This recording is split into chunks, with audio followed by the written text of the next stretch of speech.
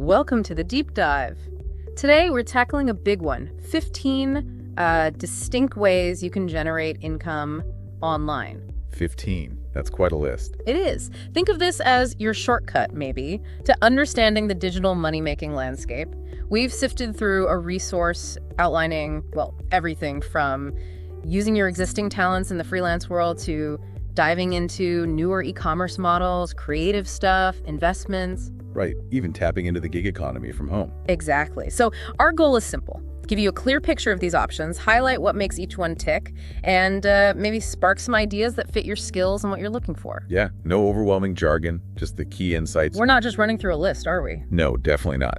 For each of these 15 paths, we'll dig into the core mechanics, what our source identifies as the potential pros and cons. And importantly, some tangible first steps you could, actually consider. Aiming for those aha moments. Exactly, where things just click and you see a real possibility. Okay, so let's get right into it then. First up, freelancing. What kind of skills are actually in demand in the online freelance world right now? Well, the landscape is pretty diverse, but our source points to some consistently sought after areas. Writing is huge, everything from website copy to in-depth articles. Right. On the visual side, graphic design, video editing, they're increasingly vital. For those more technical folks, coding skills are always a major plus. Mm-hmm. And don't overlook areas like voiceovers needed for audiobooks, videos, plus broader fields like digital marketing, even basic data entry. That's interesting. You mentioned voiceovers. Yeah, and what's fascinating here is that within some broader categories like writing, you have really hot niches right now. Think technical writing, SEO, content creation. Those often command higher rates. Yeah. You know. Right. Specialization pays off. So say someone has one of these skills. Where do they actually go to find work? Are there specific online hubs? Oh, absolutely. Think of them like online marketplaces for talent. Our source highlights several key platforms. You've probably heard of big names like Upwork and Fiverr. Yeah, I've seen those around. Others include Freelancer and People Per Hour. These platforms basically let you create a profile, showcase your skills, experience. Then you can bid on projects or offer services at a set price. It's a great way to get your foot in the door. So it's like a digital agency where you're your own boss, kind of. Pretty much, yeah. What are the real benefits of choosing that freelancing route? What makes it attractive? I think the major draws are really around control and flexibility. You get to set your own hours, which for many people trying to get that work-life balance, it's a game changer. Mm-hmm. You also get to choose the clients, the projects. Mm-hmm. You can align your work with your passions or expertise. And of course, working remotely from anywhere with good internet. That's a huge perk these days. That sounds pretty appealing. Now let's talk practicalities. What kind of income could someone realistically expect? Is it just like side hustle money, or can it be a primary thing? Our source suggests a fairly broad range, estimating potential earnings from maybe $500 up to $5,000 per month. Wow, that's quite a range. It is. And it's crucial to understand that where you fall depends on several things. Your skills, those in-demand niches often pay more, how consistently you land work, your rates based on experience, portfolio, and just how much time you put in. Right. But it definitely shows that freelancing can be more than just a bit of extra cash. Okay, that gives a good sense of the potential. For someone just starting out, any key advice? Yes, the source offers a really valuable tip. Start small. Focus on building a strong portfolio first. Don't expect top-tier rates immediately. Take on various projects, even if they're not the highest paying initially, just to gain experience and gather those positive reviews. Testimonials, a solid body of work. That's crucial when you want to increase your prices later. Building credibility. Got it. Okay, let's switch gears completely. Print-on-demand businesses. This sounds clever, creative, without the inventory hassle. What's the basic concept? Right, print on demand, or POD. The core idea is you create and sell custom designs for physical products. Think t-shirts, hoodies, mugs, phone cases, lots of things. But you never need to hold any stock or worry about shipping logistics. Wait, so if I don't have the products, how does the customer actually get their order? You partner with specialized print-on-demand platforms. Our source mentions some key players: Printful, Teespring, Redbubble. There are others too. Okay. The process is actually pretty streamlined. You upload your designs. When a customer buys a product with your design, usually through your online store that integrates with these platforms, the POD platform handles everything else. They print it on demand, package it, ship it direct to the customer. You, the designer, get a portion of the profit. So my main focus is the creative part, coming up with cool designs, and these platforms handle production and delivery. That sounds surprisingly hands-off operationally. Exactly. And that's where the potential for, well, what's often called passive income comes in. Yeah. Once your designs are up and your store is set up, they can potentially keep generating sales over time without you actively managing inventory or shipping. Passive income always sounds good. Of course, you'll likely want to promote your designs to drive traffic, but the core fulfillment is automated. A key insight here. Focusing on niche markets, passion audiences, that often works better than trying to appeal to everyone. That niche market point is a great takeaway. All right, moving on. Another creative avenue, content creation, specifically starting a YouTube channel. What kind of content really grabs viewers on YouTube? Well, our source highlights a few broad categories that consistently do well. Content where you're directly engaging, sharing thoughts, expertise, personality that builds community. Educational or how-to content is also huge. People use YouTube to learn stuff all the time. And of course, entertainment in all its forms. Comedy, gaming, reviews, engaging videos draw massive viewership. And for someone looking to actually monetize their channel, what are the crucial milestones? The big hurdle is getting into the YouTube Partner Program. To qualify, you generally need at least 1,000 subscribers. And get this, 4,000 valid watch hours on your videos within the past 12 months. 4,000 hours, okay. Yeah, it's significant. Once you meet those criteria, you can apply and start running ads on your content. Okay, so those are the initial benchmarks. But beyond just ad money, are there other ways YouTubers generate income? Oh, absolutely. The source mentions several other big ones.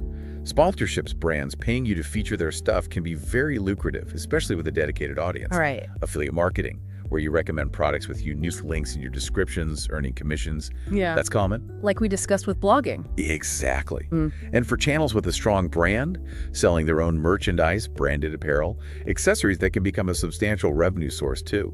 It sounds like building a successful YouTube channel takes real dedication, time to build an audience. But if you're consistent, create compelling content, the potential for significant income is definitely there. Precisely. It's often a marathon, not a sprint. But the rewards can be substantial, not just financially, but also in building a community, having that creative outlet. All right, let's shift gears again. Blogging and affiliate marketing. Is starting a blog still viable today? It feels like there's so much content out there already. Our source confirms, yes, blogging is still very much relevant. It's an effective strategy. While the digital landscape is crowded, sure, well-written, informative, engaging blogs in specific niches can still attract a significant, loyal readership. And what kind of topics are people actually reading blogs about these days? Is it all super specialized? Not necessarily. The source gives a broad overview. Successful blogs on everything from tech and fitness to food, personal finance, travel, even specific niche interests like pet care for certain breeds. Basically, if people have questions or interests in an area, there's likely an audience for a blog addressing those needs. Okay, so you've got the blog, you're putting out valuable content consistently. How does that actually turn into income? We mentioned affiliate marketing, but what else? The source highlights a few key methods. As you said, affiliate marketing is big, recommending relevant products in your content with affiliate links. Click, purchase, you get a commission. Right.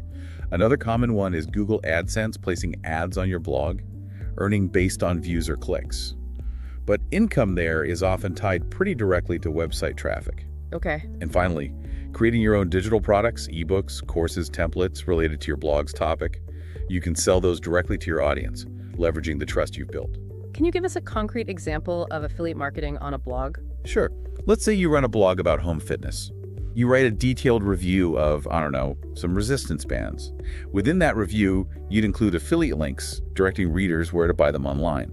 If a reader clicks your link and buys, you earn a percentage of that sale from the retailer. That makes perfect sense. Valuable content monetized. Okay, let's venture into a different area. Investment, stock market, and crypto. This feels like it might have a higher barrier to entry for some. What's the basic idea behind stock investing for a newbie? Well, the core principle, as our source points out, is buying shares, tiny pieces of ownership in publicly traded companies. Think Apple, Tesla, those big names. Right. You can potentially earn money mainly two ways. Through the stock value, appreciating if the company does well and its price goes up, and through dividends. Some companies pay shareholders periodically out of profits. Think of it as a share of the success coming back to you. And what about cryptocurrency? That often feels even more complex, volatile. Yeah, crypto investment involves buying digital or virtual currencies, Bitcoin, Ethereum, tons of others called altcoins.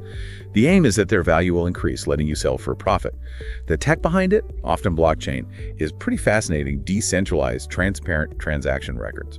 Now, our source includes a pretty significant warning here, doesn't it? It does, and it's critical. Cannot be overstated.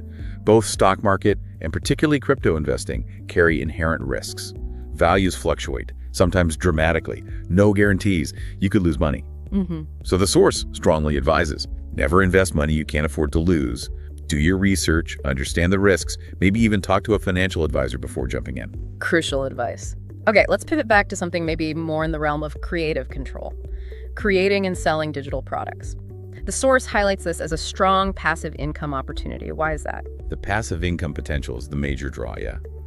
Once you've done the work to create a digital product, an ebook, an online course, you could potentially sell it repeatedly without creating a new product for each sale.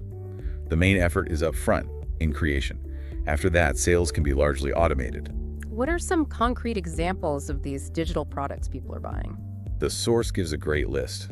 Ebooks on almost any topic, online courses, teaching skills, digital planners, templates for organizing lives or businesses, printables like worksheets, artwork, patterns. The range is huge. And where would someone actually sell these digital creations? A few popular platforms are mentioned. Gumroad is very popular specifically for selling digital products directly. Etsy, known for handmade stuff, is also good for certain digital goods like printables and templates. Right, I've seen those on Etsy. And of course, if you have your own website, you can always sell directly through your own platform, maximum control there. Okay, let's dive into the gaming world for a sec. Streaming on Twitch or Kick is mentioned. How does that actually work? Do people really just watch others play games and send them money? In essence, yeah, that's part of it, but there's more to it.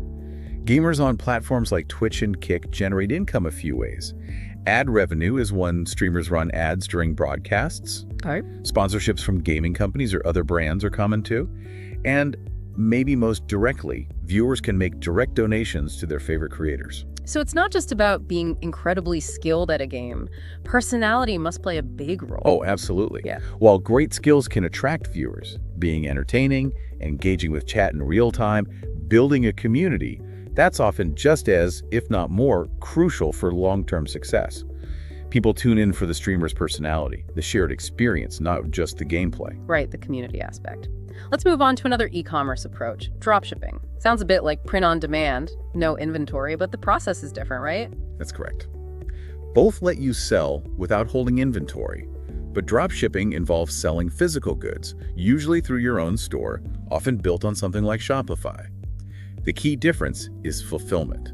How so? When a customer orders from your dropshipping store, you don't have the product. Instead, you source it from a third-party supplier. Our source mentions AliExpress as a common one, and that supplier ships directly to your customer for you. So I'm the retailer, handle marketing, customer service, but never actually touch the product. What are the big advantages? Well, a huge one is the very low upfront cost. No need to invest heavily in buying and storing inventory. That dramatically cuts the financial risk of starting an e-commerce business. Plus, if you find in-demand products and market them well, there's potential for high profit margins. Interesting. Now, for those with a story to tell or knowledge to share, self-publishing on Amazon KDP, how accessible is this? Can basically anyone upload a book? Yeah, the barrier to entry is pretty low. Amazon's Kindle Direct Publishing, KDP, lets anyone upload and publish books. Yeah. And as our source points out, this includes all sorts: novels, nonfiction guides, short works, journals, kids' books. Wow. In digital ebook format, and even as physical paperbacks through their print-on-demand service. Yeah. When someone buys your book on Amazon, you earn a royalty. So as the author, I do the writing, formatting, cover design, and Amazon provides the platform, the distribution, the huge audience. Exactly. Amazon gives you the marketplace and reach. You keep control over content, pricing, timeline, and earn a percentage of each sale. It's really empowering for aspiring authors. Fantastic opportunity. Okay, what about people with a knack for using their voice, voiceover work? What kinds of projects need voice talent?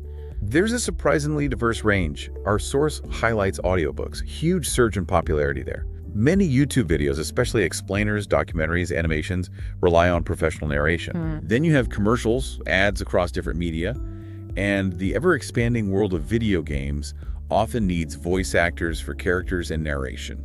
And for someone with a good voice, maybe some acting ability, where would they even start looking for these gigs? Our source suggests a couple of key platforms. Voices.com is a dedicated marketplace connecting voice pros with clients. And Fiverr, which we mentioned for general freelancing, also has a big active section for voiceover artists. Good to know there are specific hubs. What about those with a good eye? Photography, videography, selling stock photos and videos, how does that work? The basic idea is you upload your high-quality photos and videos to stock media platforms. Shutterstock, Adobe Stock are big examples mentioned. Yeah. These platforms then license your content to people and businesses who need visuals for websites, marketing, whatever. Every time someone downloads your photo or video, you earn a royalty, a percentage of the license fee. So that simple photo I took could potentially earn money repeatedly. That's exactly the potential. The source even gives an example. A simple, well-composed picture of coffee potentially earning hundreds in royalties over time as different users download it. Of course, quality, relevance, demand. Those factors matter for earning potential. Fascinating creative work with ongoing income potential. Now let's briefly touch on something more technical. Creating an app needs specific skills, obviously. It certainly does. App development usually means either you have programming skills or you hire a developer. Once the app is built and launched, Apple App Store, Google Play Store, you can make money through ads, in-app purchases for extra features, or charging a fee to download. Definitely sounds more involved, maybe costly upfront, but big rewards if you have a great idea and the means. Let's move to something maybe more accessible, social media management. Absolutely. In today's world, a strong social media presence, Instagram, TikTok, Twitter, is crucial for businesses. Yeah. Many companies, especially smaller ones, often lack the time or expertise to manage it effectively. Right, I see that a lot. This creates a big opportunity for people who understand social media marketing. Offering services like creating content, scheduling posts, interacting with followers, running ad campaigns, analyzing performance, helping businesses grow online. So if you enjoy social media, understand the platforms, have a knack for creating engaging stuff, you could get paid to do that for businesses. Exactly. If you get what resonates on different platforms and can show results engagement, growth, this can be a relatively straightforward way to earn income using skills you might already have. All right, let's talk about a slightly different approach. Flipping items online, like a digital garage sale find. That's precisely the concept. Find items, cheap thrift stores, garage sales, Facebook Marketplace, then resell them for more on platforms like eBay. Could be anything. Vintage clothes, collectibles, furniture, electronics. So it requires a good eye for value, research on selling prices, and handling the listing and shipping. Exactly. Researching market value, understanding trends, presenting items well in listings, all crucial for success in flipping. Finally, let's touch on something maybe offering more consistent income. Remote customer support jobs. Seems like a growing field with so many online businesses. It is indeed. Many companies hire remote customer service reps to handle inquiries. This could be answering emails, live chat messages, even taking phone calls, all from your home office. And this could be more stable work-from-home option for people with good communication, problem-solving skills who enjoy helping others. Yes, definitely. Remote customer support often provides a more consistent, predictable income compared to some of the more entrepreneurial methods we discussed. If you have those skills and are comfortable in a customer-facing role, it's a very viable, stable option. Well, we have certainly covered a huge amount of ground today. 15 distinct avenues for generating income online. We really did. From freelancing and e-commerce to content creation, investing, remote work, quite the spectrum. And as we've seen, each method has its own unique characteristics, potential rewards, and things to consider based on individual circumstances and interests. Yeah, definitely not a one-size-fits-all situation. Hopefully this deep dive has given you, our listener, a good overview and sparked some ideas about the possibilities online. Maybe take some time to think which methods align best with your skills, your passions, and the time you're willing to invest. And it's encouraging, right? Many of these paths can be started with relatively little upfront cash. It's more about your time, creativity, dedication. It's true. And as you think about these options, I'd encourage you to look beyond just the immediate income. Think about the skills you might develop. How could those unlock future opportunities? That's a great point. In our increasingly digital world, which of these paths could give you the most valuable, adaptable skills long-term? Regardless of the income today, this exploration is really about investing in your future capabilities too.